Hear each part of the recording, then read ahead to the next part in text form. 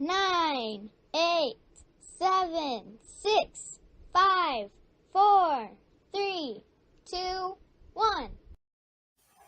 I pledge allegiance to the flag of the United States of America and to the republic for which it stands, one nation, under God, indivisible, with liberty and justice for all.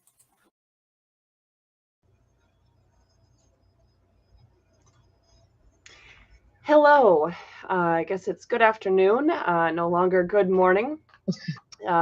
Thank you for joining us today. I'm constitutional attorney Catherine Henry, and this is Liberty Lori, and you are joining us today for Season 2, Episode 16 of Restore Freedom Weekly. Today's going to be quite interesting. I should probably make sure to actually open that chat tab so I could see if you guys are commenting or asking questions, but all right, so hello to John joining us on YouTube and all the others joining us on the other platforms as well. We always love having you on board.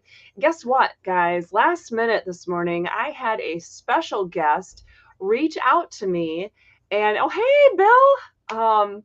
Thanks for joining us from Michigan in the middle of nowhere, Michigan, is I guess I'll just put it that way. Oh, this is the first time. This program now is seeing LinkedIn comments right in here. So, all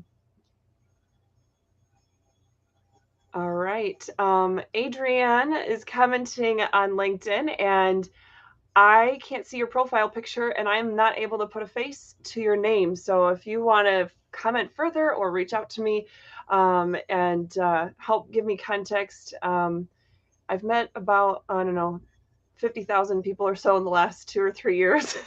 So, but anyway, I'm struggling to put the face to the name. So please help me so I can do that and get proper context of your move to a new office. So, hi, Jane and Sydney.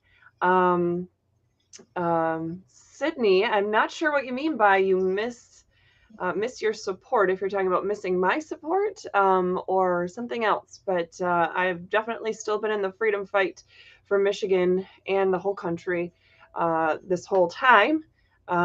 So I just haven't physically been present at events. But guess what? Speaking of being physically present at events, I do want to mention, I'm going to try not to tear up, but with my sister-in-law's passing 2 months ago, almost 2 months ago,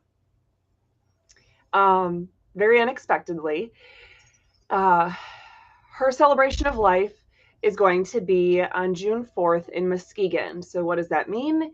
It means the Henry clan is going to be driving up to Michigan for the beginning of June so we can attend that service. Now, we don't have a ton of time to stay while we're there, but if you have an organization or group that wants to hear more about the Constitution or the proper roles and functions of government and laws, etc., please reach out to us. Let us know. Hit us up at contact@restorefreedomkh.com. Reach out to us on some of our social media platforms. But let us know if you have an event that you would like me to speak at while I'm up there, or quite frankly, any state along the way. If you're watching from any of the other to the email, please. If they go on other platforms and ask and we miss it, I would rather they email us and then we're sure we get it. Yes, that would be better. I guess I was thinking other platforms. If you are in the chat here and you're on other platforms, you could reach out to us that way, but there's no guarantee that we'll see it. So the best guarantee that we will see things is through our email, because that's through our own domain, our own website, etc. So anyway, restorefreedomkh.com is the website, and contact@restorefreedomkh.com would be that email. Okay, so Lafayette, Indiana. I'm not even sure I'm saying that right. I think I'm mispronouncing it a little bit. But anyway, thank you for joining us on Facebook. Did you catch Adrienne just above that? You did our podcast at Cronin Law from a few years ago. Okay, I remember that interview. I remember the conversations behind it. But yes. Okay. So thank you for giving me context, Adrienne, on LinkedIn. I appreciate that. And yes, so Sydney, if you're in Owasso, the home of Carl Menke, then perhaps I met you that day that we tried to go down there and wait in line for hours to get my husband his first haircut during COVID. But at any rate, if I didn't meet you then, I might have met you at other times. What is this program doing? Is stuck. Okay, yes. And actually, Jane, you're commenting about having me speak in Livingston County.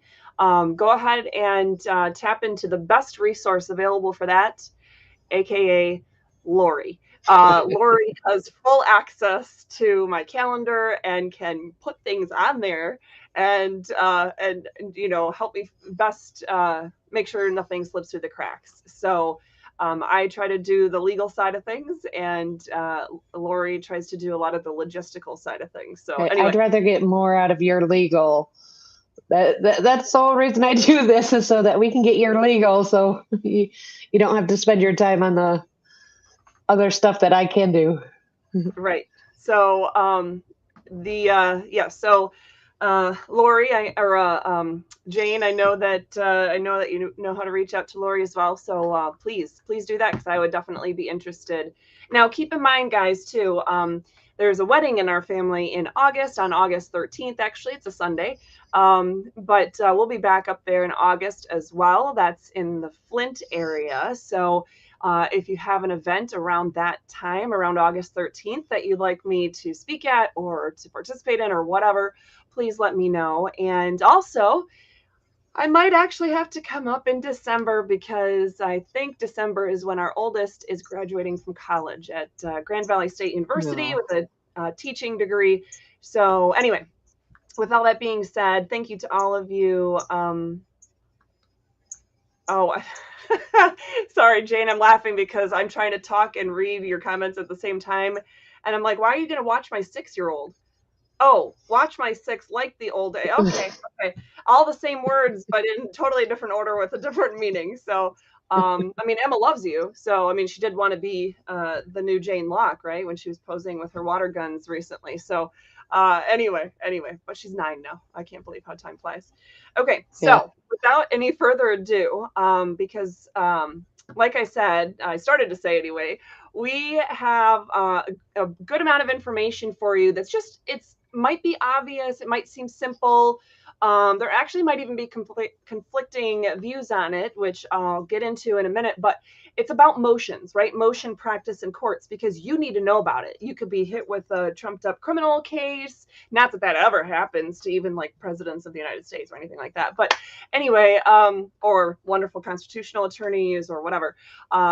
Famous YouTubers. Speaking of famous YouTubers, we had a wonderful surprise this morning when one of our favorite YouTubers, who has joined us before, wanted to join us today because she has questions about a real life case where she wants to get some information about motions in a case. And so she wanted to join us today for the show, and she will be joining us in not too long. So at any rate, we do have a special guest for you today that we couldn't even advertise ahead of time because it was a surprise to us as of this morning, but we are always glad to have her. So with that being said, okay. So I think Lori had just put on there a question from Joe. How much does a good lawyer versus a regular lawyer impact a successful case outcome? Shouldn't a judge know the questions to ask for a fair trial? Number one, it's not the judge's job to ask the questions. Now, judges can, in most situations, ask sua sponte or on their own questions of either side when they're testifying, or trying to flesh out information, especially if there's a jury involved and they want to make sure that the proper foundations are laid and information is fully understandable, etc. Judges can do that, but it's not the judge's job to develop a case. It is the job of the parties or their attorneys to develop a case. So yes, your entire case could fall based on having a craptastic attorney, or if you're representing yourself and you do a bad job, your case could crumble because of that.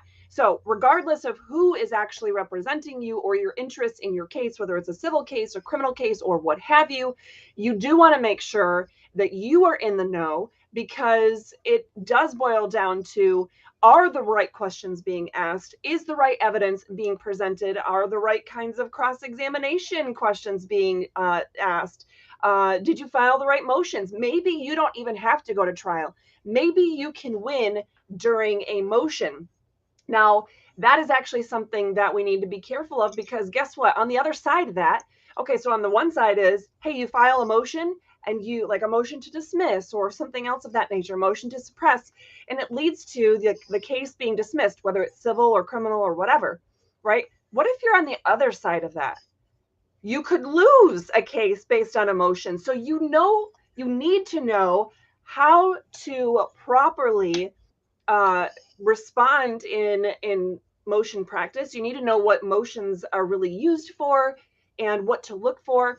So we have this whole series on self-representation, and we've talked about the 5 most common pre-trial motions. We actually will be talking about the most common during trial motions or after trial motions or appeals motions, things of that nature. But today, it's a little bit more simple than that, and it just occurred to me. Interject a thought. As far as a judge being able to ask questions, wouldn't it be limited to the topic at hand? He wouldn't be able to dig out his own specific questions on a topic if it's not brought in. Does that make sense? Kind of. So basically, judges don't generally go totally off topic and start asking questions on their own on things that weren't talked about yet. They generally, when they're asking questions, it's to follow up or to clarify something so that, you know, the record is clean and it's understandable what has been presented. But it just depends on which kind of case we're talking about, which state or which jurisdiction, which kind of court, because different judges actually have different powers when you're talking specifics. But how do you like that legal answer? It's not a straight yes or no, but well, no, and that was legit. I didn't know if they were like obligated to stay in certain lines when they do ask questions. It would make sense that they would only really get more clarity. But then that just goes to show how important it is to bring up the appropriate topic so that you get them thinking or get them questioning. Yes, and actually what you bring up is important. Let's think about it the other way. So the question was basically posed about what can a judge, isn't it the judge's job to ask the right questions, to know which questions to ask so that there's a fair trial? Well, let's put it this way. If neither party knows of what question to ask, they're not the ones asking the questions, right? And you're expecting the judge to be the one to bring up something that hasn't been brought up by the parties, there's going to be a due process issue, right? There could potentially be a due process issue because the most fundamental thing about due process is that you have notice and opportunity to be heard. Now, if neither side has brought up a certain issue or lines of questioning or anything, you know, an issue in their motions or in their complaint or, you know, in laying out their opening arguments at the beginning of a trial, if neither side has touched on a certain topic and yet the judge is like, oh, well, this case really needs, you know, we really need to, you know, find out more about this. Both sides could actually be deprived of due process because if there's no notice ahead of time and no opportunity to be heard on that, what if they want to file an objection? What if they want to say, Your Honor, that line of questioning would be prejudicial to my case? It has nothing to do with anything. You're just going to taint the minds of the jurors. There could be all sorts of reasons why you don't want the judge to be the one introducing new topics or asking certain questions. So Stares at Plants from the UP in Michigan is asking, where or what is the line where a judge practices from the bench?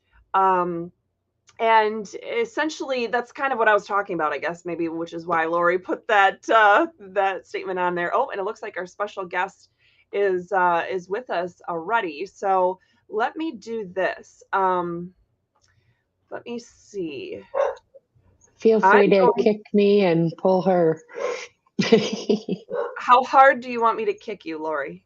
As hard as you want. Just get me out of here. No, I'm I kidding. do have very cushy flip-flops on, so it shouldn't hurt too bad. Okay, so I'm going to throw you in the background here. All right. All right, this is our special guest, everyone. I didn't tell you who it was yet, or what she was going to be asking us, but quite frankly, my mind is on so many different things going on today. I don't even remember the specific topic you said you wanted to ask me about. So let me just move something here. Okay, good. So I haven't really started too much on the kinds of things that we're going to be talking about today because I was answering other people's questions. But why don't we do this? What is first of all, everybody, in case you can't see if you're listening to this, the special guest that has joined us today is none other than Accurate Amanda. She is our famous YouTuber friend that we were mentioning earlier, and a big fighter for freedom. She's down here. Is it Palm Beach or West Palm Beach County? I forget what the name of it is. So she's not that far from me. Although we're working on getting her closer to Ormond Beach, definitely within Volusia County, because we got so many awesome freedom fighters up here. We just need to all coalesce and come together and really pack a punch.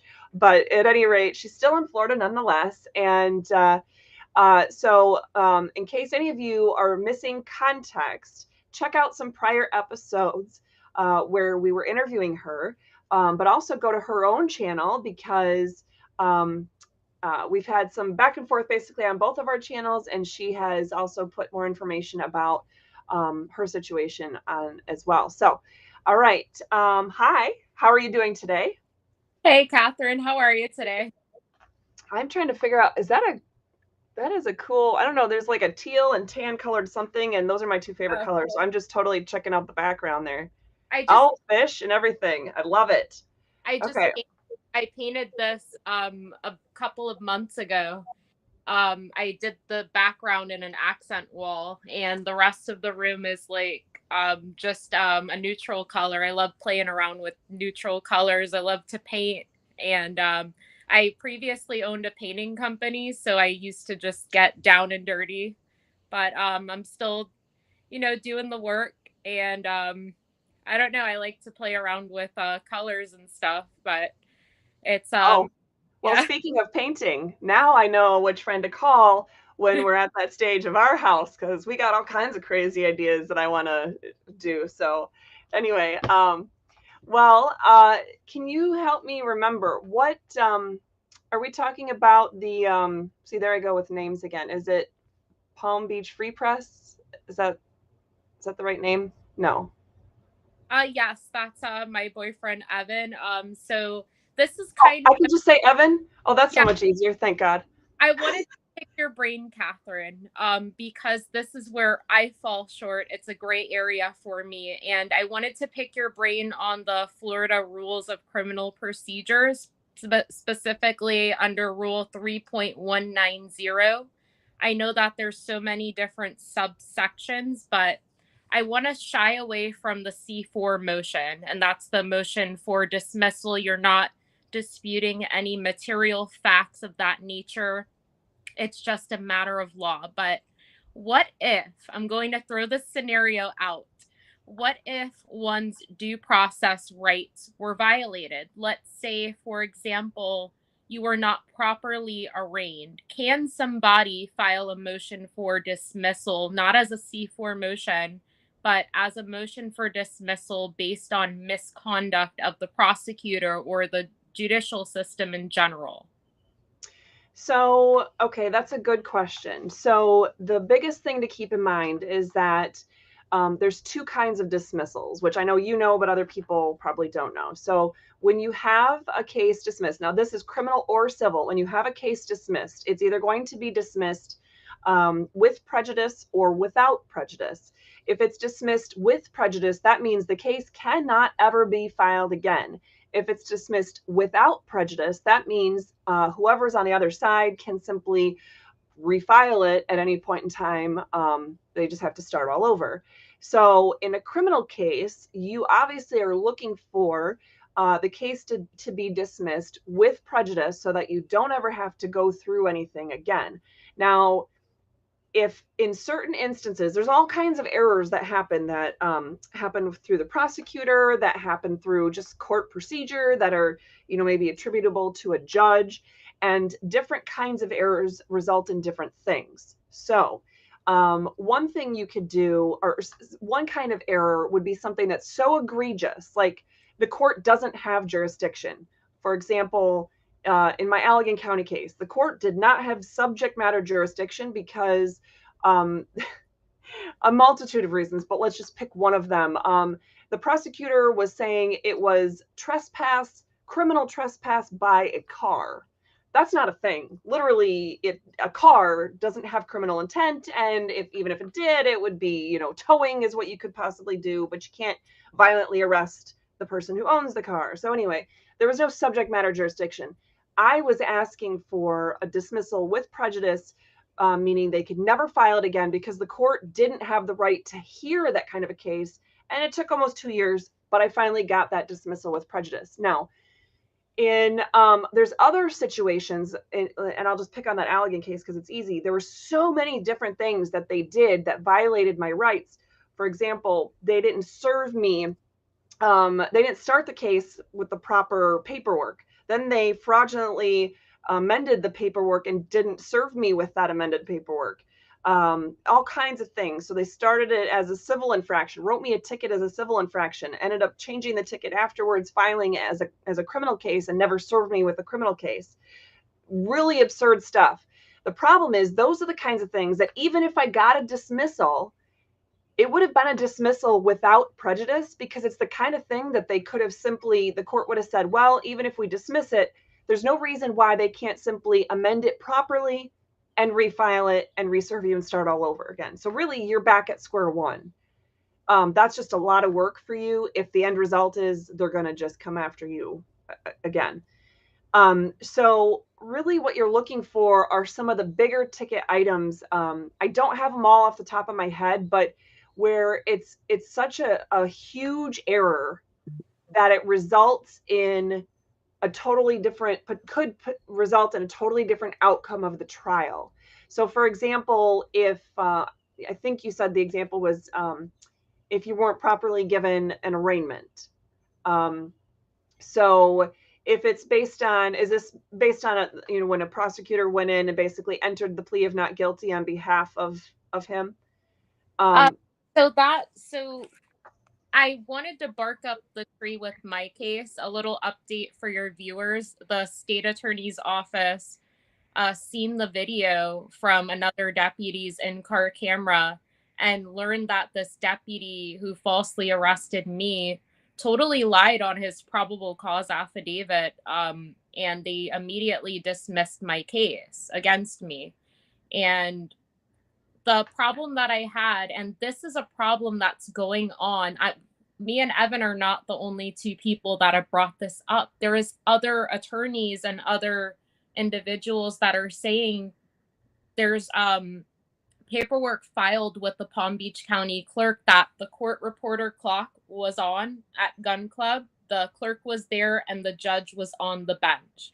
In my case and others' cases, and I have video evidence of this, the arraignment judge was never on the bench. The courtroom clock was not in session. The transcripts are not there. The video is not there from the court, but they're claiming that these people are being arraigned. And how does that work? How is this happening in Palm Beach County to so many people? I don't understand it. So that's definitely something that's a deprivation of due process, and there are issues that stem from that. But as far as answering your context of using that as grounds for a dismissal, it's not likely that it would be dismissed. And if it would be dismissed, it's one of those things that they would say, well, it's a dismissal without prejudice because it's a procedural error that it doesn't affect the final outcome of the case. Now, arraignments are supposed to be for a whole lot of reasons. So, for example, and for those of you who don't know, let me just pause and say, I'm not a Florida licensed attorney. I have read quite a few of the criminal statutes and court rules here in Florida and cases, etc. But I'm not a Florida licensed attorney. But I did serve as a public defender in the state of Minnesota and in the state of Michigan. And I definitely have argued these kinds of constitutional and due process issues, even into the United States Supreme Court. So I'm no stranger to these basic concepts. But at any rate, so saying this as somebody who's, been on the public defender side, it's still not something. An arraignment is meant to do many things, one of which is to let you know what your rights are, to let you know what the charges are against you, to allow you to, enter your own plea if you're going to plead guilty or not guilty or whatever, to make sure that as part of your rights, you have the right to an attorney, and that if you can't afford one, that one would be appointed for you. And some of those procedural steps, it's very much the same in almost every jurisdiction. The thing is, it depends on what came out of it. So for example, in my arraignment, in my Allegan County case, the judge asked me about, something about an attorney, if I needed an attorney, and I'm hard of hearing. I didn't hear much of what he was saying. I wasn't understanding where he was going with it, and I didn't catch all of his words. And I said something like, I am an attorney.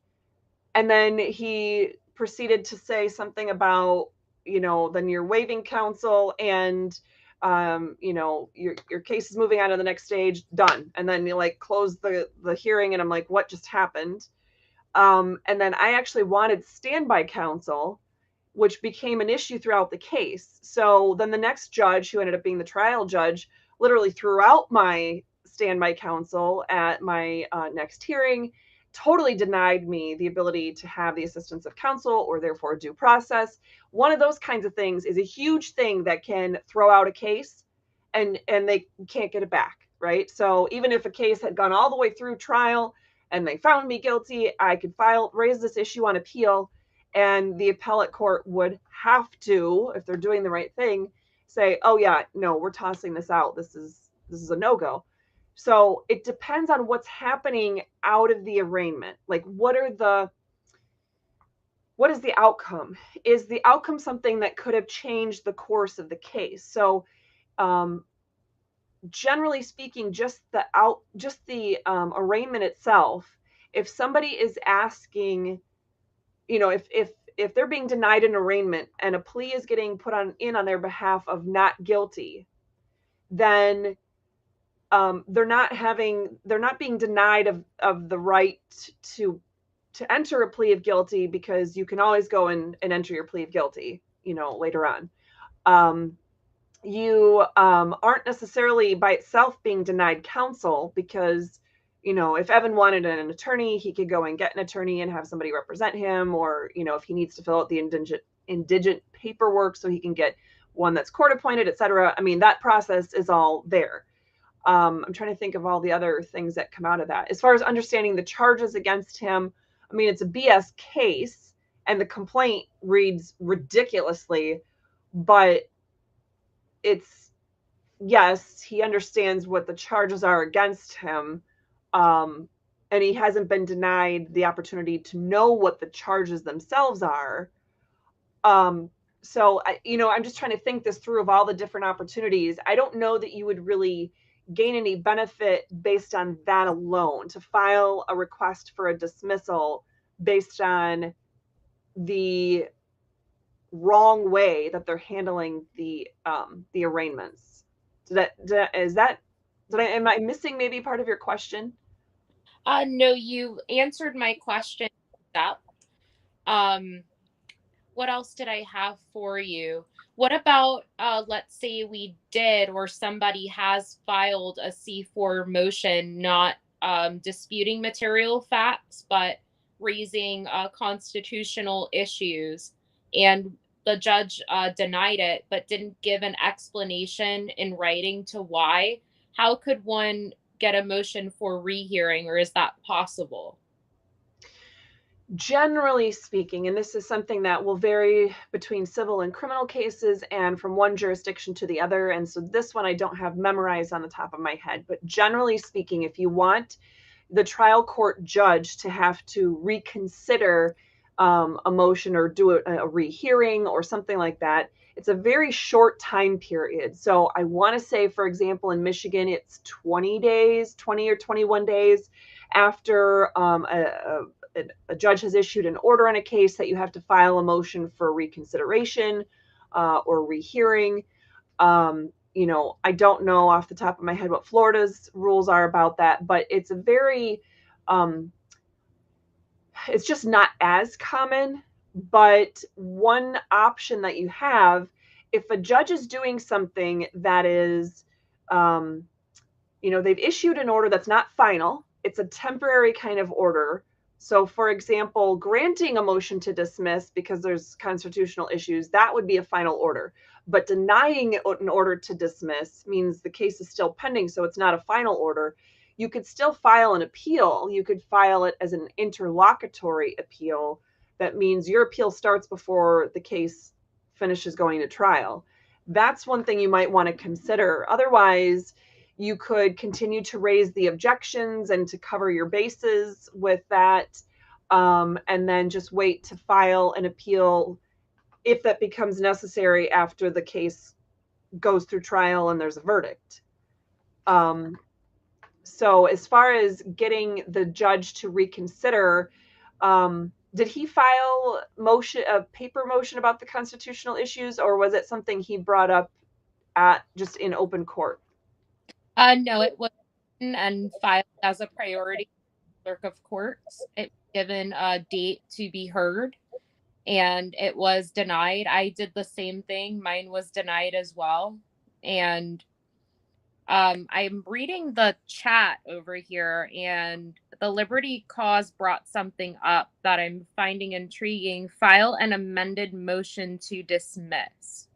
Could you shed some light on this comment, Catherine? So your original motion, was it actually a motion to dismiss based on constitutional issues? Yes, or a C4 motion. Okay, and so C4, see in Michigan, C4 is, it's different. I think the one that you're talking about is called a C10 motion in Michigan. But so you're talking about where you're saying there's no genuine issue of any material facts, but as a matter of law, the moving party is entitled to a judgment. Is that? Yes. I do. Let me try to grab the book real quick. Hold on. You walk over here. So let's see what I got here. Oh, I think this is it. Yep, this is it right here. It's not the latest version, but It'll be close enough to get the main point. Let me see if I could turn the camera around. Hold on. Video settings. Hello. Oh gosh, I'm so bad at this. Here, I'll do this. I'll turn it around. Let me find the page. It's under Rule 3.190. It's under pre-trial motions. Let's see. I should have just bookmarked it. And actually, guys, this is something, while she's looking at that, a couple weeks ago, I think, we did our show on the 5 most common pretrial motions. A motion to dismiss was one of them that we talked about.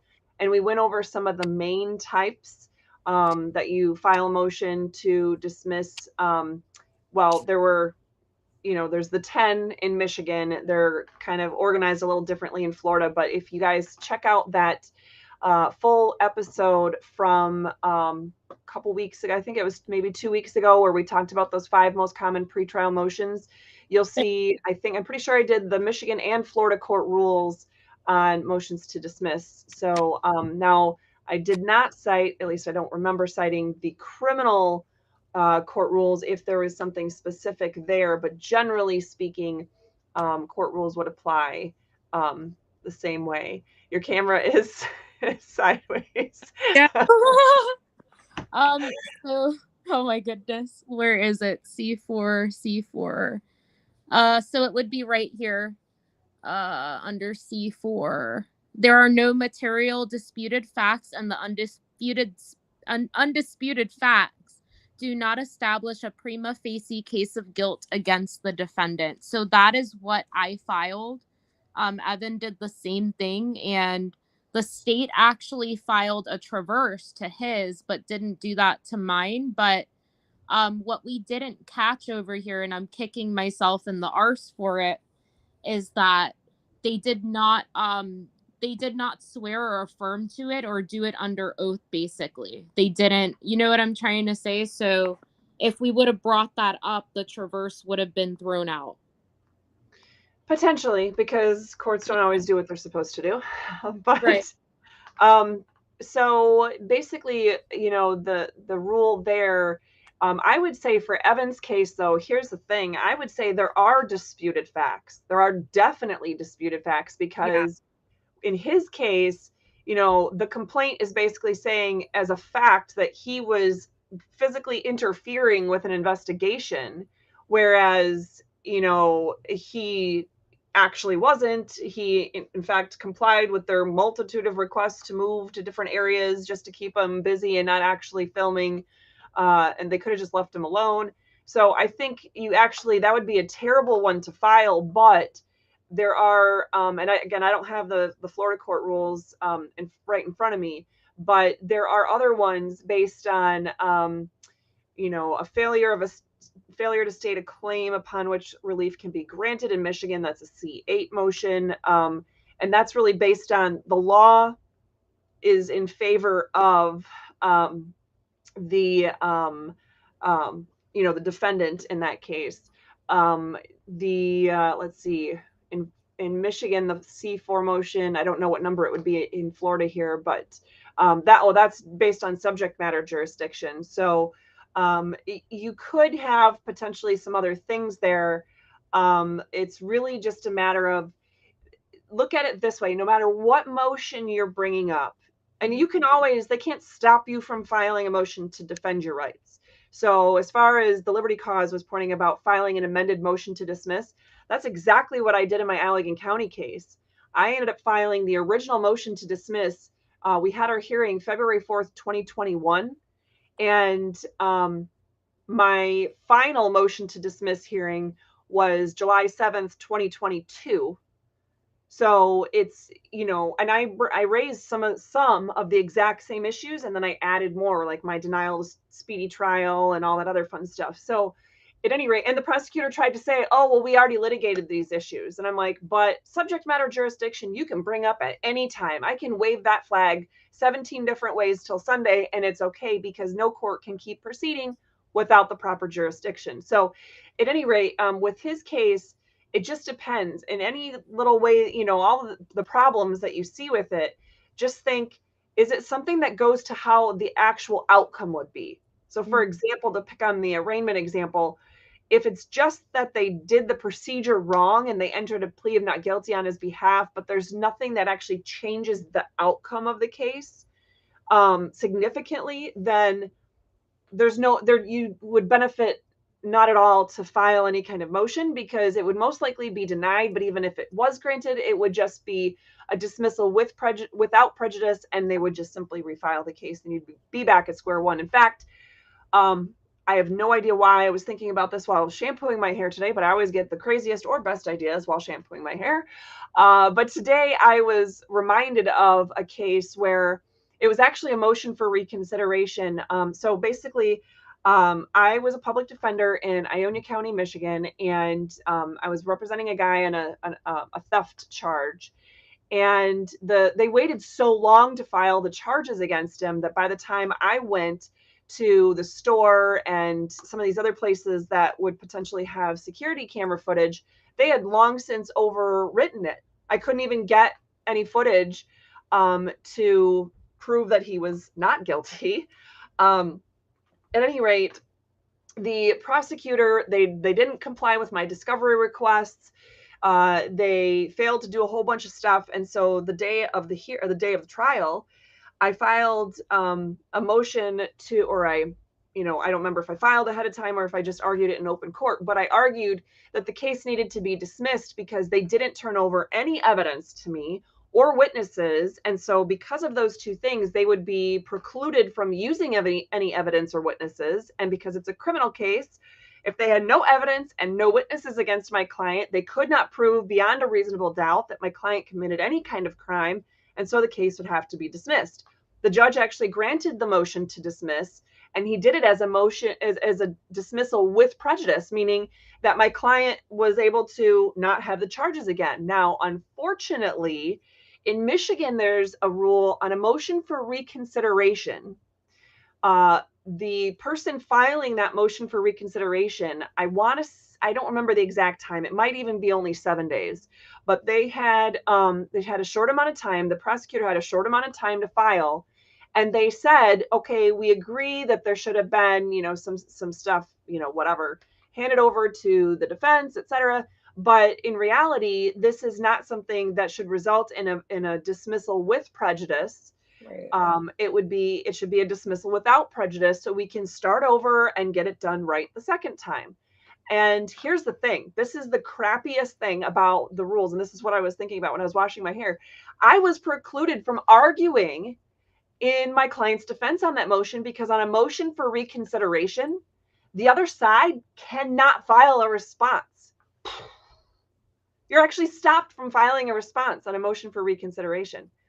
So I couldn't. I think I did kind of squeeze in whatever kind of response I could.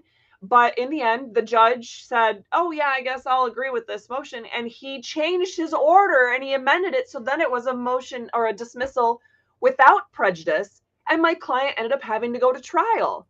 And it was ridiculous. Anyway, so it's a motion for reconsideration is, yeah, they're very tricky animals to try to tame. But an amended motion to dismiss that may work for you. Just make sure that, and anybody's listening in any case, but especially for you, Amanda, talking about Evan's case, just make sure that whatever it is, whatever challenge you bring, it's something that means the whole case is so fundamentally flawed that he could not possibly end up with a fair result at trial. That makes perfect sense, Catherine. And the last thing I wanted to pick your brain about, it's a little bit out of the scope of, motions in that sense, but what is the likelihood of the state of Florida prosecuting or trying somebody a second time after a mistrial has been declared in a hung jury for a misdemeanor case? What's the likelihood that they would retry?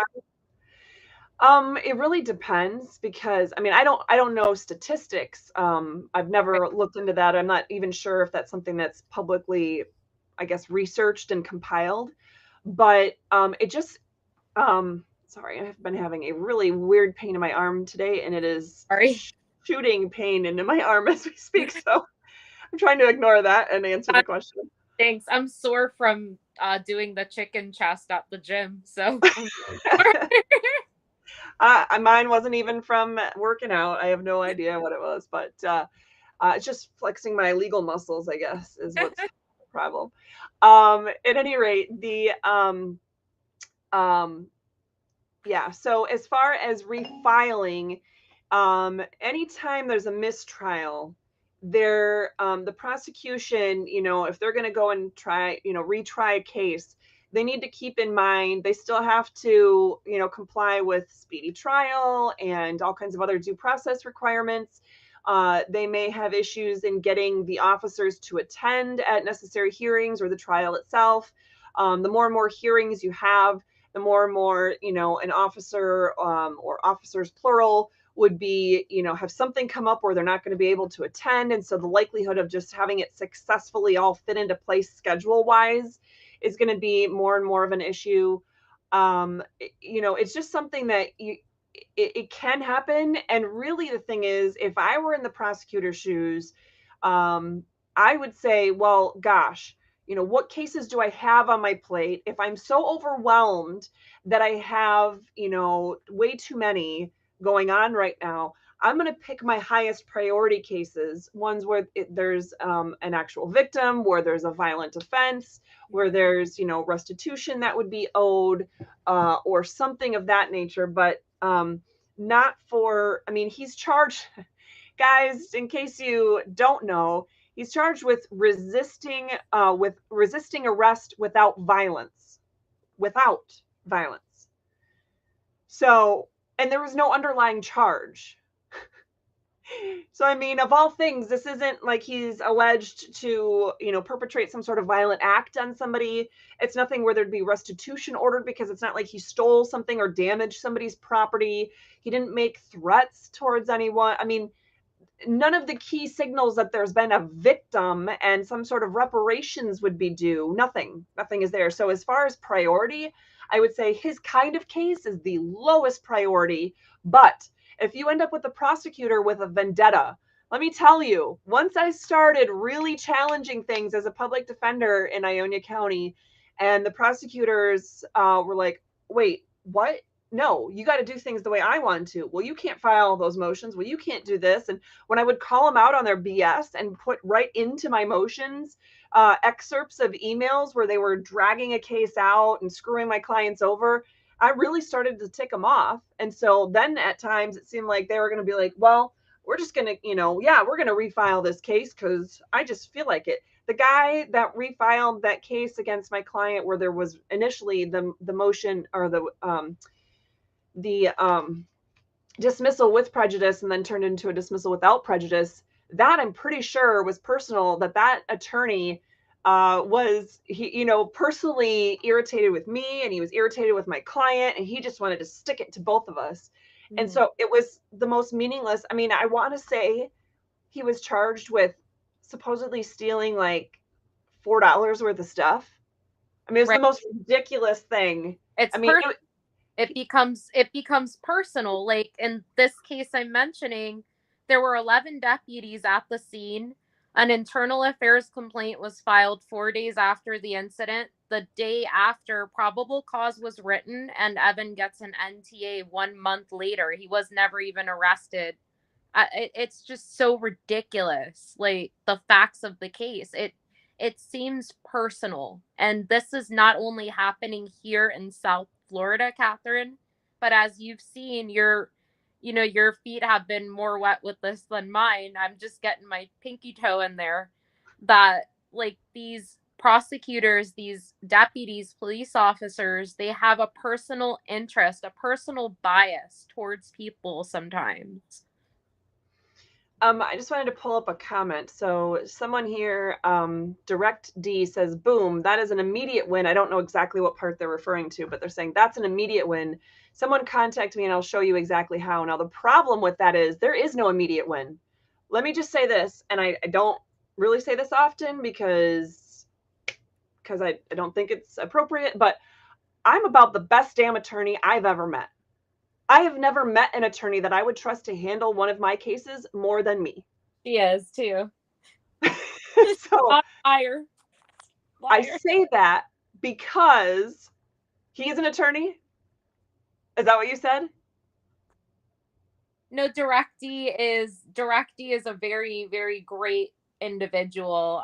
He's another First Amendment auditor, activist, like myself. He does wonderful work. I believe he's actually successfully added a lying deputy onto the Brady's list. I don't want to give you guys the wrong information, but with the provisions of Maryland versus Brady, the Giglio Act, guys, I've picked attorneys' brains before. What is the Brady's list? And they're like, oh, that's with like Discovery or whatever. Like, no, there's an actual Brady's list. Like, so before we get too far off topic, the reason why I bring this up is because the comment he just made, the problem is there is no guaranteed win. Now, the reason why I say I'm the best damn attorney I know is because I have been in cases in Michigan and in Florida and in Minnesota that I should have won hands down.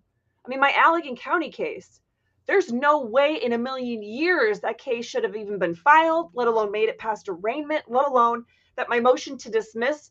Just so you guys know, My initial motion to dismiss in my criminal case where I was beaten by 3 deputies and left, bleeding, bruised with contusions, etc., from Election Day 2020, that case, when I filed my first motion to dismiss, the only reason why the judge said he wouldn't grant it is because he said, as a defendant in a misdemeanor case, I wasn't allowed to file a motion to dismiss. What? That's literally, he didn't talk about the law. He didn't talk about, that I was wrong about the First Amendment, or, that I had a right to physically be present on public property open to the public during those open hours, or that we had a right to, circulate a petition as protected by the First Amendment, None of that. He literally said, oh, I'm going to deny this motion because you don't have a right to file a motion to dismiss in a misdemeanor case. That is what he said. That's funny. So, I tell you that, guys, because it's upsetting to me when people are like, oh, there's wherever that comment is, but there's an immediate win, not just a guaranteed win. There's an immediate win. No, there's no such thing. Let's look at my case here in, Volusia County, and it's a municipal ordinance supposed violation thing. They are literally saying they have the right to come and take my property. They can come to my house, dig up my pavers, my 2 shipping containers, my storage facilities on my site here in my own yard. They can rip out my privacy fence, not because it's on somebody else's property, not because I'm harming anybody, not because it's unsafe or that it's blight or a nuisance or anything, which you can't even do in those situations anyway. They're literally saying I didn't get their permission, so they can just come and take it without even filing an eminent domain claim. I mean, the code inspector, September 2nd, illegally set foot on my property without my permission and without a warrant. It should have been an immediate dismissal. She was allowed to introduce photos that she took while illegally on my property. There's no immediate dismissal. There's no immediate win. There's no guaranteed win. There's what should happen. There's what the Constitution protects. There's what the law allows for. And then there's what judges just let get by. So the reason why I touch on that, why I'm so passionate in my response to this, is because don't get anyone's hopes up about some immediate bullshit. It's not going to happen immediately. You can work for it. And in a lot of cases, you should work for it.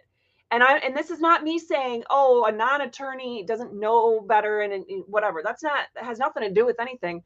I'm just saying, attorney or no attorney, you can't expect that judges are going to follow the law and do the right thing. You got to be prepared to take it to the next level and then appeal to the next level and appeal to the next level. Why? Because our system has screwed up people in positions of power that should never have been there. And it's in all levels and all branches of government. And you just got to be prepared to fight the fight long term. I mean, there's no Staples easy button. That's what I always say. There is no Staples easy button. If there was, I'd be pressing that damn thing all day long. And my arm wouldn't hurt so much from flexing my freedom fighting muscles. But at any rate, so I don't mean to get direct D. I'm not sure who you are, if I've even never met you in person or if we've ever had a conversation. My point is not to attack you. You seem like a cool person with a good heart and the right, going in the right direction. My point is just to say, the things that Amanda has tried, the things that Evan has tried, the things that they have talked about with me in hours-long conversations about different strategies, they're on target. At least from what I've seen. I haven't seen anything that they've put forth to the court that's off base, but judges don't always do the right thing. That's the problem. So at any rate, as far as the likelihood, who knows? Because at this point, I mean, here's the thing. In your case, or at least in his case, it really didn't seem like the prosecutors were personally vested, though. So that's a good thing. They are, Catherine. Oh, they are now? They have always been. They've always been. Okay. But I had to file 3, not 1, not 2, but 3 motions to compel discovery, right? I'm going to give you an update, Catherine. This is crazy. So I wanted the in-car camera footage from the patrol car that I was placed into, right? Just so you guys know, we're talking about her case now, not Evan's case. But right, one that was dismissed after the other video came out, and they're like, wow, this is totally different from what the cop is saying. So I filed not one, not two, three motions to compel discovery because the state would not cooperate with the Florida criminal rules of procedures with discovery. They just wouldn't cooperate. So they finally upload the in-car camera footage to evidence.com. However, they refused to provide me the link to this video. And the day that I had to go back to court, I filed another motion to compel discovery. And the state is like, we're dismissing the case.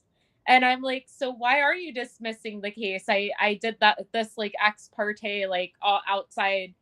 And he's like, well, I seen the video, and he walked away from me. I'm like, okay, but I went to do a public records request after the fact for this video, and they're saying that this dang record doesn't exist now. So I'm getting ready to file a writ of mandamus to get this video, Catherine.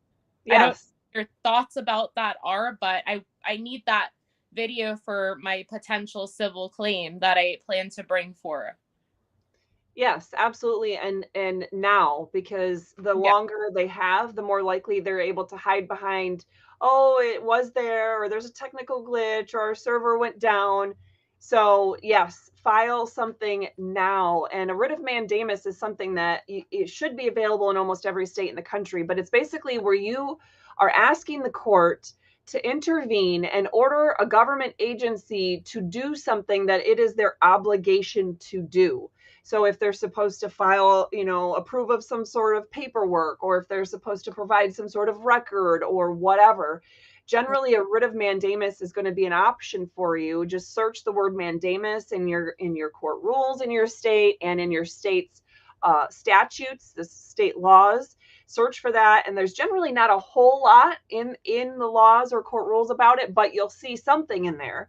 And I know there's certainly in the Michigan and Florida laws and court rules, but it's something that people don't generally file because they don't think of being able to force the government to do what it's supposed to do. But we have a specific tool for doing that. So yeah, I would do that if I were you. Absolutely. I'm going to just exhaust and exercise every single right that I have. We need reform in Palm Beach County. I'm one person, but there's others like myself here that are working towards it and holding these government actors, because that's what they are, accountable. And I need this record. It's definitely there. They refuse to give me the link, and now it doesn't exist. So how about that? Right. I had to laugh here because I didn't see when he said this or what was the context. I'm sure it's probably poking fun at me, but someone is getting emotional. Don't cry, Double D or Direct D said. So I assume that was in my little spiel talking about the judges don't always do what they're supposed to. But I feel like crying right now. This is such horse crap, what they're doing to people. It's so terrible. I feel like crying all the time. Yes, it is. It's something to scream about, cry about, laugh about, because it's so insane. How could it possibly be true? Yes. So, and then I'm not sure, Curtis Baker is saying, so this lawyer hasn't jumped in appeals or the appellate court yet.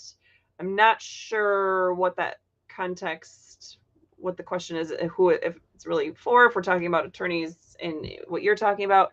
And then someone is asking if I've contacted organizations like the Institute for Justice for help. Yes.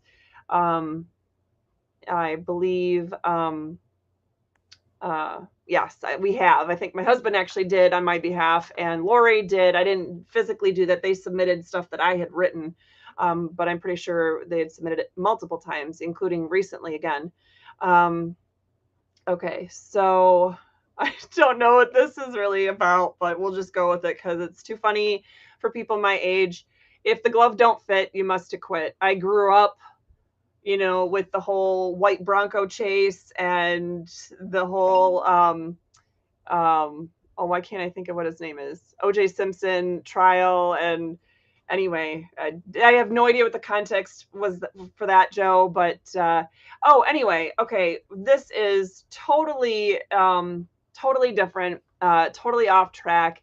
But since the Liberty Cause is in the conversation with us, I will let you know that when I spoke at a recent freedom fighting meeting last week, I think it was in Port Orange, several people were just standing up at the end and saying that I need to run for mayor of Ormond Beach. And I said, listen, I'll do whatever God's calling me to do, but I'm not running a campaign. So somebody else needs to do all that part, and especially the campaign finance. Down here in Florida, it's atrocious.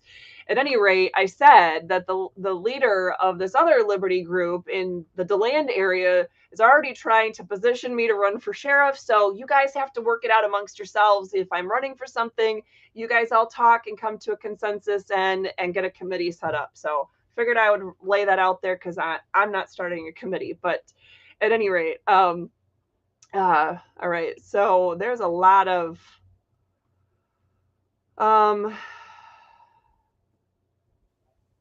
okay, so Curtis is saying our system is broken, but direct D means immediate win for the case law.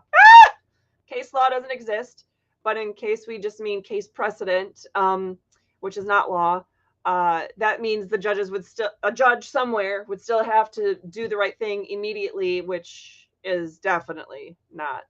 Well, Kat, I gotta hit the good old dusty trail. So it was nice being on your show.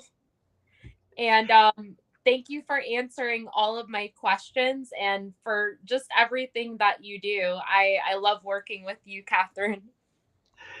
Yes, looks like you got me into some procedural fight with some YouTubers. So thanks for that.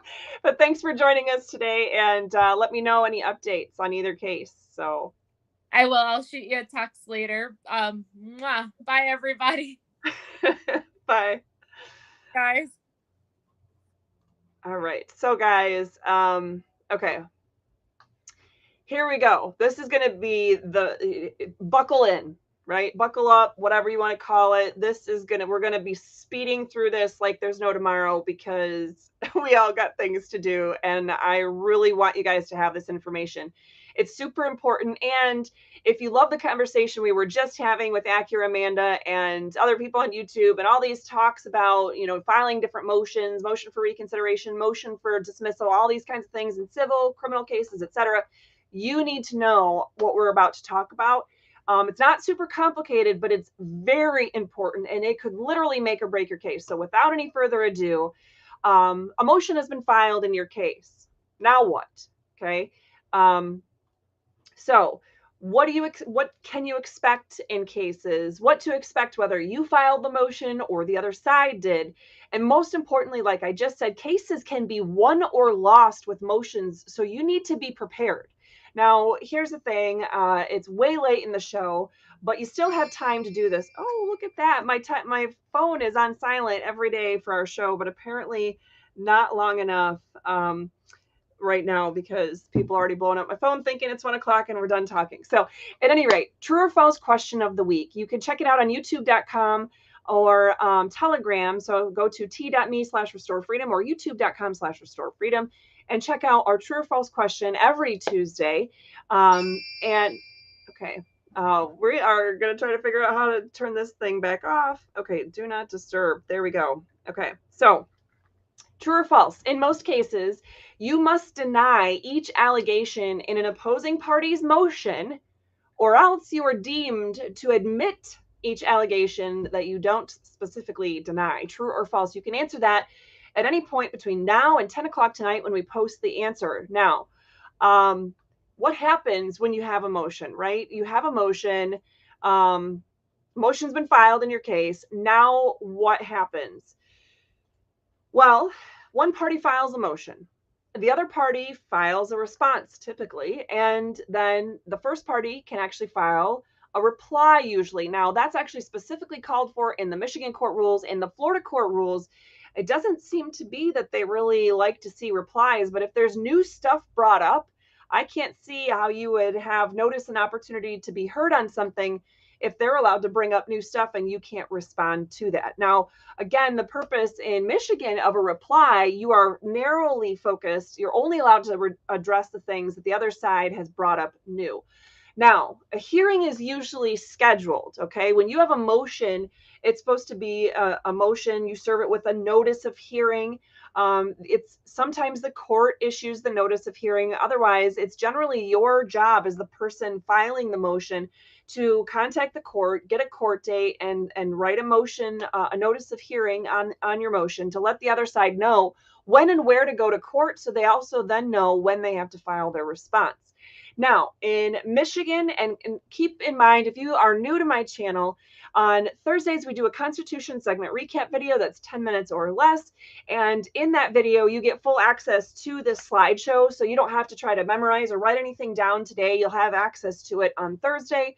And I'm not going to read through this whole thing, but in Michigan and in Florida, it is, there's a generally the same thing. I have the court rules cited there that basically, if you have a defense of the law or defense by facts, you have to assert or state what your defense is when you file some sort of responsive pleading. You can't just sit there silently. Now, obviously, there's an exception to that. If you are in a criminal case and you have the prosecution filing any kind of, the complaint against you, or they're filing any kind of motion, you can choose to sit totally silent, never say a word, and they have to go all the way through trial and prove every element of the offense beyond a reasonable doubt in order for you to be found guilty of any crime whatsoever. So you can choose to sit by idly and I'm just not doing anything. But is it the best in your interest to do that? No.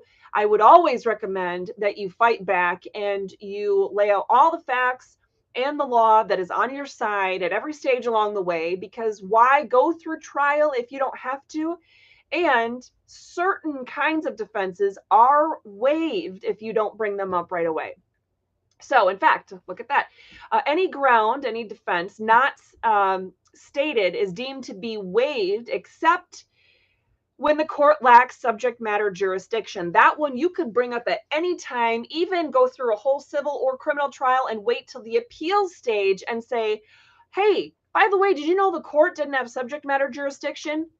You can bring it up then for the first time on appeal, and still you should legally win. But it's not always the case, as we were talking about, but that is the only one. Subject matter jurisdiction is the only one that you can bring up at any time. Now, what about this? This is a procedural thing that might sound boring, but it's something you need to keep in mind. Both in Michigan, which you can see in Rule 2.113, which does apply in civil and criminal motion practice, and I didn't change. That can't be the same.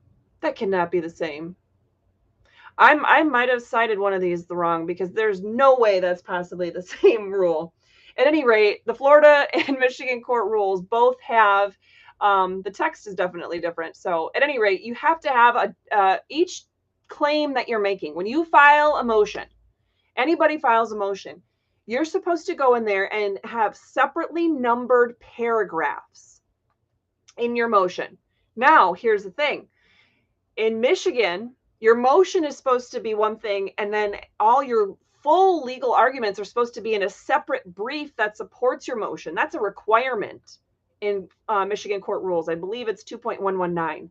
However, in Florida, they said they have found there's no need for the extra document, the extra brief. Put all your legal arguments right into your motion, and it's one document called a motion. But still, in a motion in either state, and probably in yours too if you're in another state, you have to have separately numbered paragraphs. So number 1, number 2, number 3, and put all your facts and all your law in those numbered paragraphs. Why? Well, it makes it easier to read and be able to go through it and to be able to understand what's going on. And it's easier for the other side to be able to agree with it or disagree with it. Okay, so let's see. You have to put them in sequentially numbered paragraphs. Now, this is not big enough. Holy cow. And I don't know how to make this any bigger. When you see the actual slideshow, you can, pinch zoom and make it bigger, but you'll see this is just an example document of a motion and how it has numbered paragraphs.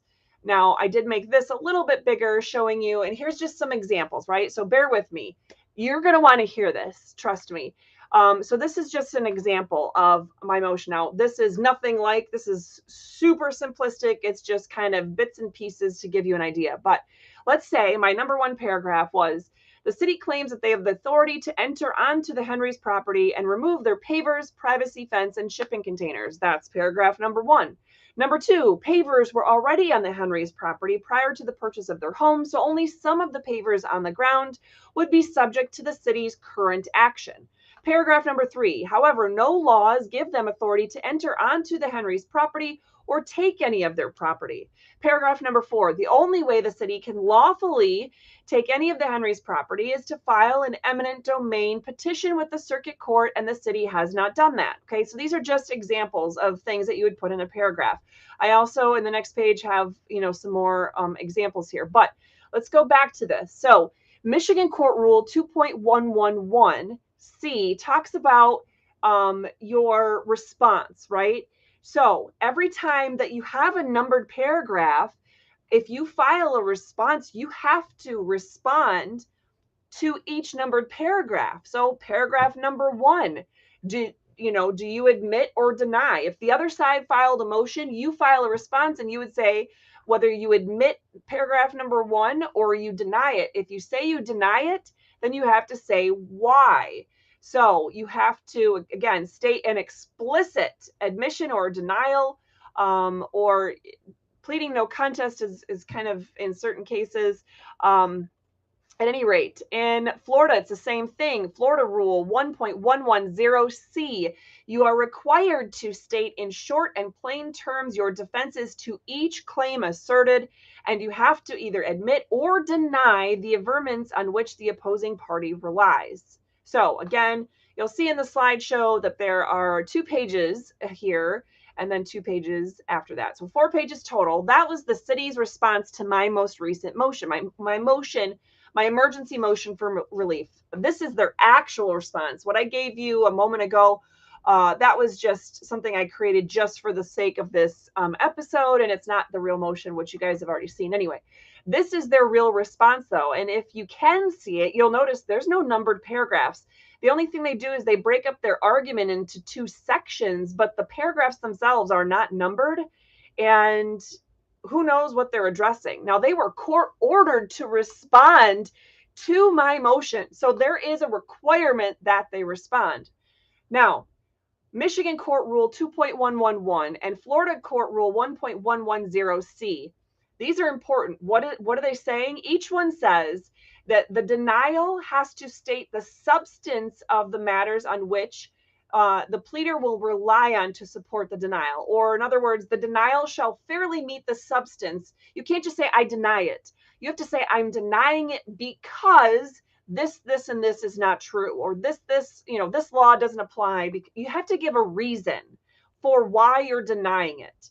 So an example would have been, again, this is the one that says example. You'll see it in detail up close later. You can pinch zoom and all that stuff. But had the city filed a response to my motion saying, oh, well, number one, the city admits the allegations in Henry's paragraph number 1. Number 2, the city denies the allegations in Henry's paragraph 2 because the city can remove any pavers, even the ones that were on the property before the Henrys purchased it. That's just an example. That's what they would probably say had I actually brought that point up. Number 3, the city does not need a law to give them authority to enter onto the Henrys property and take their property. Of course they do, but that's essentially what the city would say if they were going to deny the allegation for my example paragraph number 3. Anyway, this is just giving you some of those examples. What would it look like if they were actually going to properly deny and give a reason for a denial, or what it looks like to say, I admit the allegations in that paragraph. Now, again, you can look at those examples later on Thursday when I give you that. But this Michigan Court Rule 2.111 talks about the effect of a failure to deny. So what happens when you didn't? Hold on, there's a question. A lawyer has to structure their filings in accordance with the rules. A self-represented person can file things on a napkin and in crayon. Bullshit. Not true. Hiding that because it's not true. Every single person is deemed to know the laws and the court rules, whether you are represented by an attorney or not.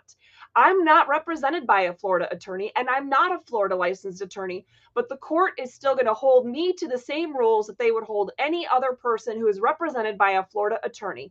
That's how it works.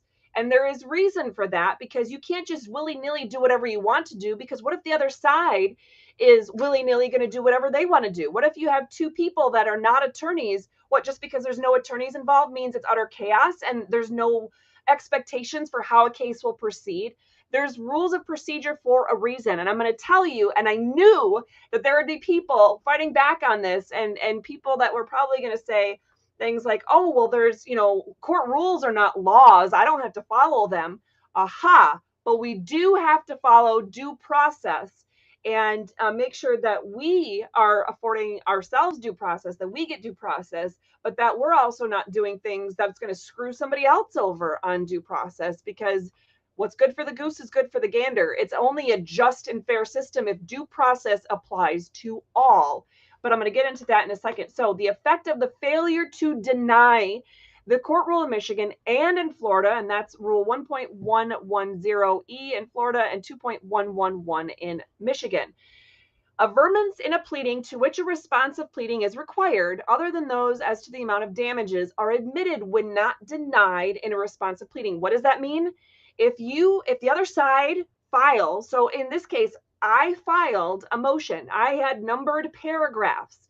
The city filed their response, as you guys can see on a couple pages ago here, with no numbered paragraphs. They did not answer. They did not admit or deny all of my allegations. What this court rule says is because they did not specifically deny allegations in my motion, that they are deemed admitted. So it's as though the city wrote back and said, we admit paragraph number 1, paragraph number 2, paragraph number 3, paragraph number 4, because they didn't deny any of it. Therefore, it's deemed as admitted. That's huge. If a responsive pleading is required, that's what the rule is in both. In a pleading that requires a responsive pleading, says that's the Michigan court rule. Florida is averments in a pleading to which a responsive pleading is required. Now, why is that important? Well, think about it this way. In the Michigan court rules, this rule applies in criminal cases. So if it was the prosecution, if they had filed some sort of motion and I, as the defendant, didn't want to say anything, and they still had the burden of proof, I could not file a response. I didn't have to file a response, and they still have the burden of proof. So there is no responsive pleading required in that context, because I'm not required to file a response if they wanted to, file a motion or something like that in a criminal case where I'm the defendant. But my current case is a civil case, and the other side wouldn't be, they're not a criminal defendant, at least in this context yet. So at any rate, a responsive pleading is required. If for nothing else, I let you guys know, the judge specifically ordered them on April 6th that they had to file a response to my emergency motion by April 20th. So there's no way around it. They clearly had to file a response. So they had to file a response. They did not specifically deny any of my numbered paragraphs. So the rule in both of these states and in many other states is that means they are deemed to have admitted every single thing, all the laws I brought up, all the facts, that they are deemed to saying, she's right about all that, but we just still think we should win. That's literally what it boils down to. Why is this so important? Again, this goes to the people that are going to say, well, court rules are for attorneys. I don't have to follow a court rule because I'm not an attorney and those don't apply to me and they're not laws. Think about it this way. We have due process, right? Due process No one is to be denied or deprived life, liberty, or property without due process of law guaranteed by the Fifth Amendment to the U.S. Constitution. No state can deprive any person of life, liberty, or property without due process of law in the 14th Amendment to the Constitution. And of course, every state constitution has a due process element as well. In Florida, it's Article 1, Section 9. In Michigan, it is Article 1, Section 17. We cannot be deprived due process of law. Now, here's the thing. Easiest example, it's a civil case, okay?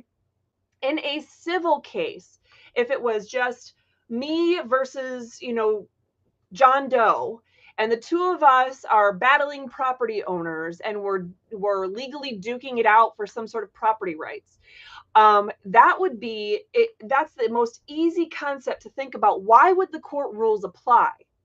Well, let's say my neighbor John Doe, is suing me, and then I file a motion to dismiss, and I have all these allegations in there.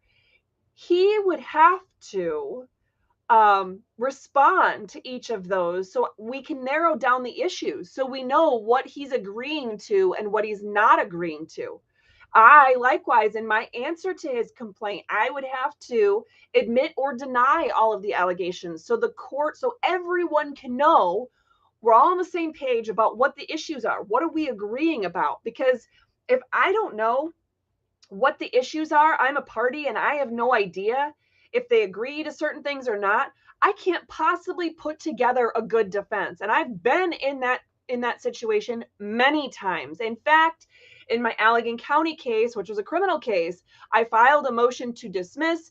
They did not file a response denying my allegations. So therefore, the court rule says that they are deemed to have admitted every single thing that I said. So therefore, the case needed to be dismissed because the law was on my side, the facts were on my side. And it's important to think about it in that context, that we can't have stuff floating out there where it's so nebulous. There's anything goes. There's no procedures, because then no one has due process. If you don't know what procedures are going to be required of you, how do you know what methods the judge is supposed to use in order to decide a case? You won't know. But the court rules are clear. You have to admit or deny. And if you're going to deny, you have to state the reasons why you're denying, other than they're just wrong.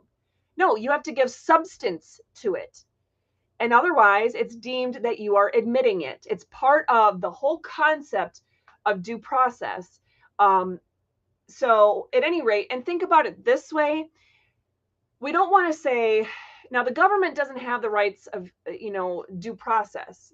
That's not what I'm saying. The government has no rights. But there is common sense to the thought that even in a criminal case, or better yet, like my current case, it's a civil case that the city is trying to claim I'm violating their ordinances. Even in a case like this, it makes sense that in the event a city is actually pursuing, or a government entity is actually pursuing something that it is their legitimate duty to do. Let's say, I was causing harm to other, pieces of property by what I was doing. I was putting my fence up without a permit, without a survey, didn't know where the lines were, didn't realize where the property stakes were, and I'm putting stuff on other people's properties. If they're trying to stop me from encroaching on other people's properties, or to change the drainage so that, I'm now going to divert all rainwater and hurricane water and everything like that over to my neighbors' properties and cause huge flooding issues for them, something like that. If I was going to be harming their properties, and I'm doing it in a way that's not just harming one, but it's harming multiple properties, that might be a good example where the city has an ordinance and they're going to step in and they're going to be the ones pursuing it to stop me from causing that harm to the neighborhood or to the greater community somehow. And so in that case, we don't want them to be guessing at what procedures apply. No, it's in everyone's best interest that there are clear procedures and common sense rules. And this is one, let's be honest, it's a common sense rule. If there's a motion before the court, if there's numbered paragraphs, my instinct, without seeing a court rule telling me I have to, my instinct before I ever went to law school would be to say, well, I agree with this part, but I don't agree with this, and here's why. I agree. It's just part of dialogue. It's about developing that conversation to see where you're on the same page with people and where you're not. So it makes sense. What qualifies under... Okay, now you're asking me, okay, so this is a question from Michigan Court Rules 2.111E, the failure of the effect to deny. I'm not sure what the question was, what constitutes or what qualifies under that court rule. I don't really understand what the question is, but it's something that you need to raise. So for example, when the city had their craptastic response, these 4 pages here, right here, where they didn't have numbered paragraphs, they didn't deny anything that I said. I laid it out point blank, all, not even all the laws, the most important laws, constitutional provisions, whatever, that they broke, that they're violating. I laid out all the facts. I talked about how they trespassed on my property, how it was a criminal conspiracy to try to plan to come back out to take my property, all of that, right? What I had to do was file a response to that saying, court, hey, by the way, the court rules are this, this, and this. They're not allowed to do this. They were required to actually respond to my motion, meaning respond to the things that I brought up. They failed to do that. And so therefore, I'm asking you to throw out everything that they're asking you to do and everything they're asking you to consider. And instead, I'm asking you to grant my motion, because obviously they are deemed to agree with the law and the facts as I have presented them. And so therefore, you should just sign my proposed motion that I gave to you. That's the effect of it. That's what it looks like. And that's what I asked. For those of you who want to see what that would look like, on Friday, I actually shared my one of the freedom fighting tools I shared was that response that I filed with the courts last week. So you can take a look at how that plays out. In fact, I want to say our Wednesday Waiting Get Involved challenge this week is for you to look at that motion that I filed, but I specifically highlighted, or not the motion, my reply. And I highlighted the areas where I'm talking about this very court rule and how their response basically needs to be kicked to the curb because it didn't respond properly at all. So if you want to look more at those documents in either the Allegan County case that I've mentioned with those appellate, I have all the appellate briefs, I have the original motion to dismiss, everything. You can check that out. That's this one here. If you go to Allegan County Election Day case, you can go to the resources tab of my website and you'll see it there. But when you see this slideshow on Thursday, you'll be able to click that link. It'll take you straight there as well. If you're looking for any of the documents that I've been filing in the Ormond Beach case that I have currently, that is restorefreedomkh.com/OB-case. But again, you can access all that through our website, restorefreedomkh.com. Go to the resources tab, case documents, it's all there. If any of you are still interested in being able to help me fund this fight and save our house, please go to givesendgo.com/SaveHenryHome. Any dollar amount can help. We already have thousands of dollars that we've had to pay out of pocket to get the court filing fees for the appeal, to get the transcripts, you name it. And the fees are going to keep adding. So I need your help. All the work that I do here is to educate people on the law, on the Constitution, on the proper restrictions of government and the proper exercise of our freedom and asserting your rights. And I do all that for free. So obviously, I need your help when my own freedom, my own property is in jeopardy. So please do consider that. If you're interested in helping me be able to fund a civil suit against the Allegan County deputies that physically assaulted me, the prosecutors, the 5 prosecutors that were involved in that case who violated my rights and continue to do so to endless other people in Allegan County and beyond, to the 2 trial court judges, the 2 civil court judges that, circuit court judges that, improperly denied my appeals, etc., then please consider donating to that. You can do that right on our website as well, or through our PayPal or Square stuff. So please check out those options, because in order for me, it took me almost $6,000 to finally get my case dismissed. To get the fraudulent criminal case against me dismissed, it took me almost 2 years and almost $6,000. And I did receive donations throughout the years on that, but comes nowhere close to the $6,000 I had to pay out of pocket. And for me to file a civil case against them is going to be a whole new set of costs, thousands of dollars, not even to pay another attorney. That's just in court costs and in transcripts and records, whatever I need to get. That is literally the out-of-pocket costs I will have to sue them.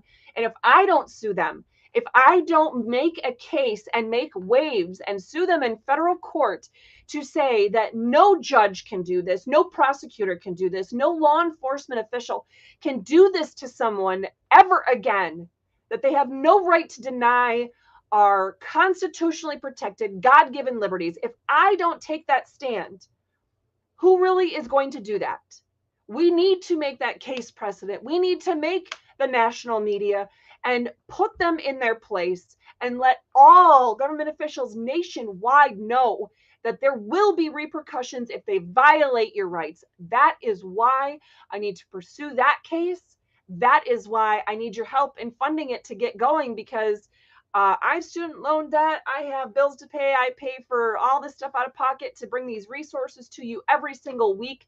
We don't even get enough donations right now in to cover all of that. So please, guys, if you're willing to help in the fight at all, please consider, and you can even have it go to whatever specific project or endeavor or newsletter or the show or those 2 civil cases I talked about. You can, whatever you want it to go to, you can direct where you want it to go to as well. But we need your help. So with that being said, if you want more information, you're going to want to check out our Wednesday Way to Get Involved challenge this week. It's going to be great. Also, come back on Thursday for that Constitution segment, 10-minute Constitution segment recap video, as well as the slideshow. You'll have access to it then. Friday, we'll have our 3 or more freedom fighting tools on Friday, as we always do.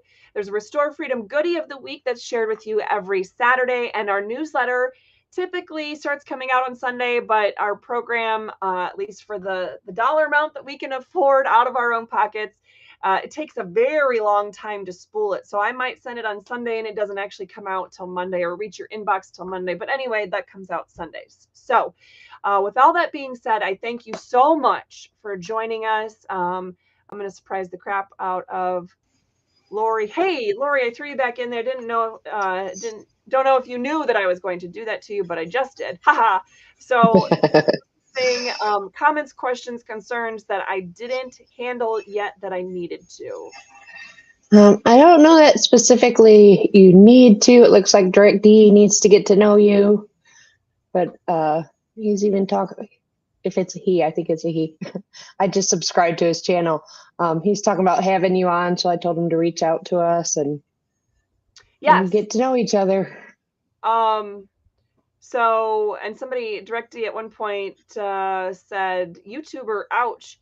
I didn't mean that as an insult. I was just following up on what I thought Amanda's description of you was, that you're someone that fights for freedom via the YouTube platform and, you know, do the First Amendment auditing, that kind of thing. I thought that's what she was saying. So if I got that wrong, sorry about that.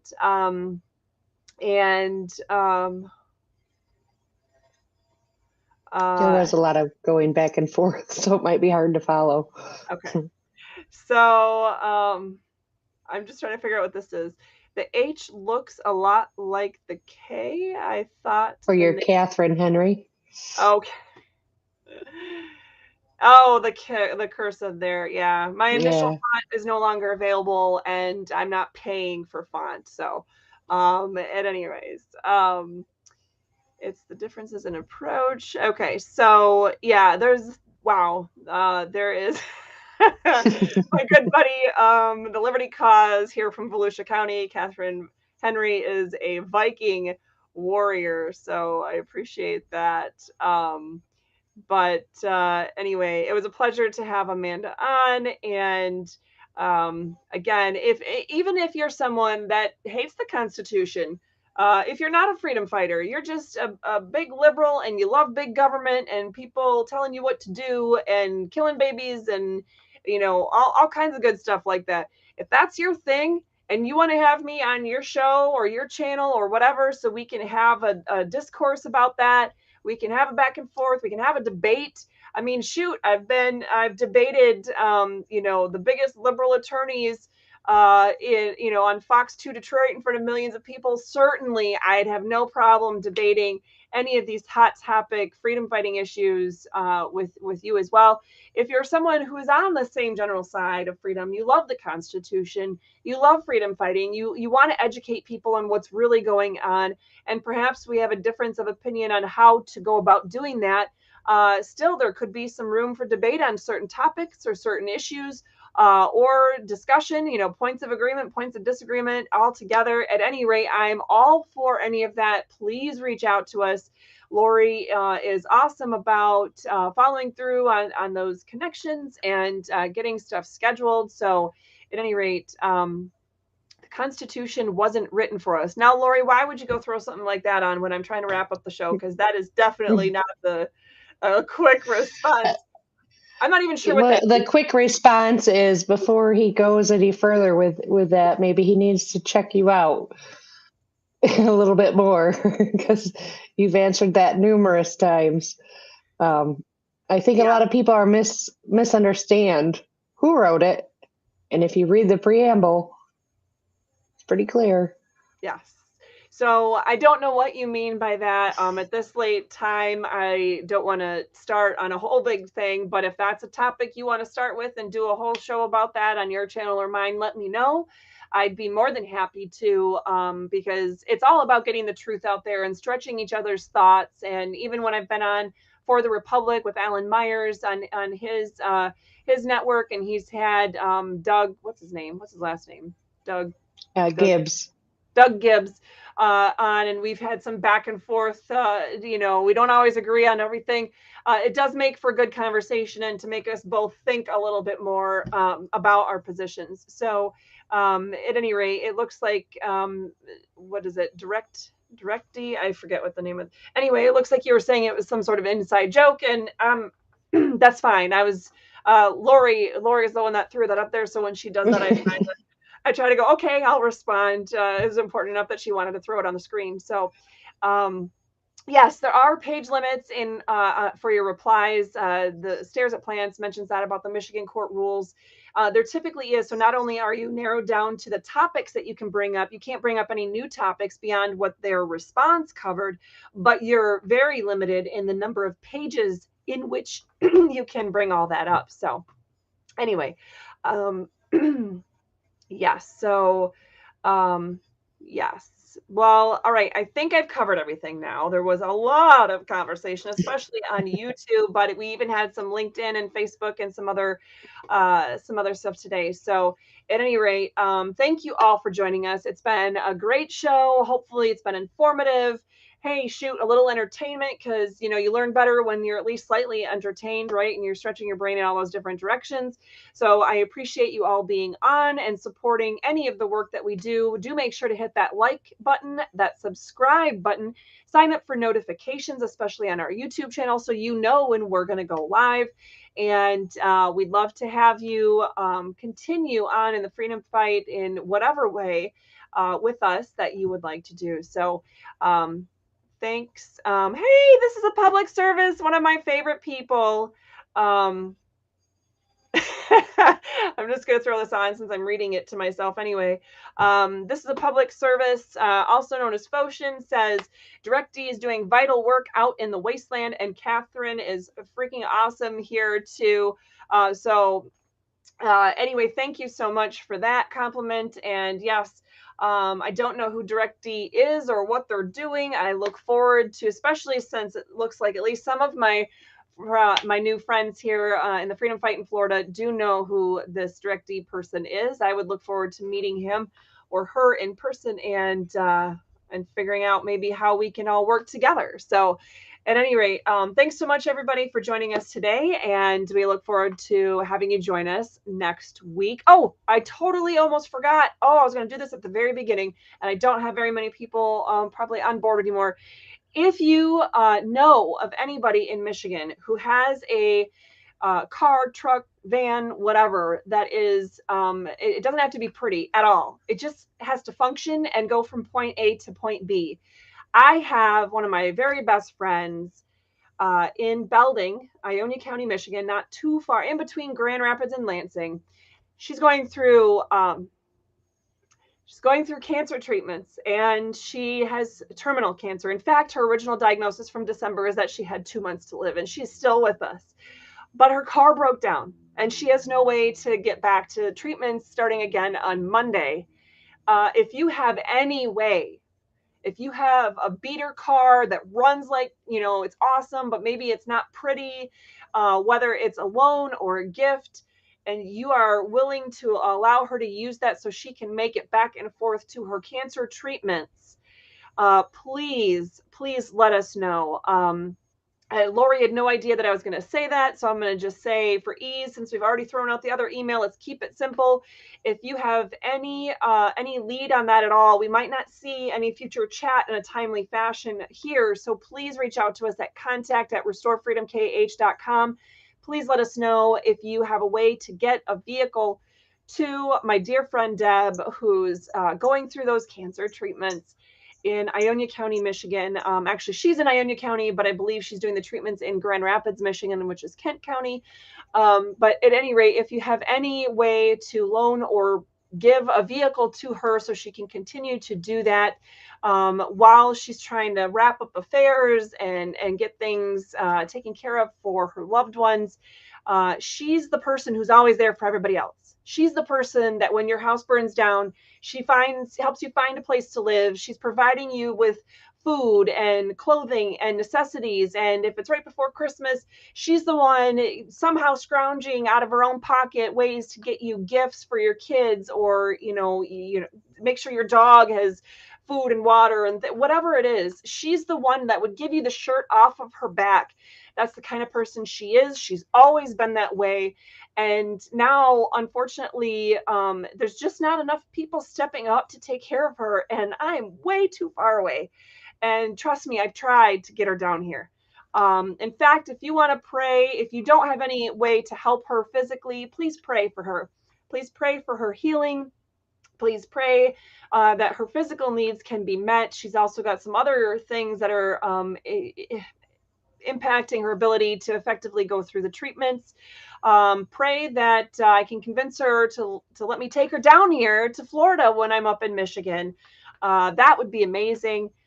She hasn't been able to fly because lung cancer does a lot of things, and breathing air on planes gets complicated when you can't breathe in general. So at any rate, while I'm at it, I would ask that you pray for my stepmom, who is also recently diagnosed with cancer. My aunt, who is dying of cancer down here in Florida. I have another aunt who's battling cancer and doing much better, though, in Michigan. And my grandma has 2 different forms of cancer that she is battling right now as well. And she's in Michigan. If you could add all of them to your prayers, as well as my brother-in-law, who recently lost his longtime fiance. So I call her my sister-in-law. She was only a few years older than me, and she died unexpectedly just less than 2 months ago now. And anyway, if you could keep all of them in your prayers, I would greatly appreciate it, because there's just so much evil and nasty and sickness and bad stuff going on for everyone. And I'm sure there's a million other things I should have asked you to pray for, that I should have passed along either in my own life or Lori's. And there's just so much that my mind is too overwhelmed these days. But thank you to those of you responding that you're going to be praying. And I look,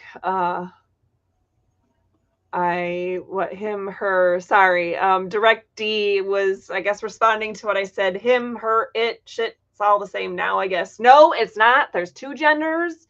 There's man and there's woman, and you gotta pick the one that God gave you and go with it. And so whatever one you are is you, and that's fine. But I can't see from my screen who you are, what you look like, if you're a man or a woman or alien. So at any rate, all right. With that being said, I'm going to sign off. So thank you so much, everyone. Have a blessed and wonderful day.